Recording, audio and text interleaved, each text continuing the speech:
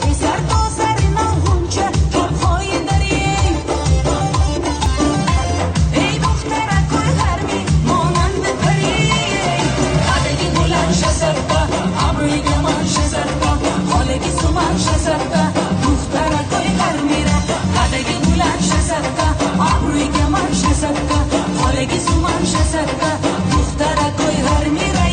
توپهای دریه رقصیدن و شبیه لرزیدن و شبیه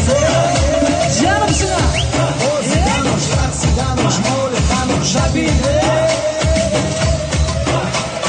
رقصیدنش مالتنش رفتنکش شیشتنکش گشتنکش شبیه جانم سنا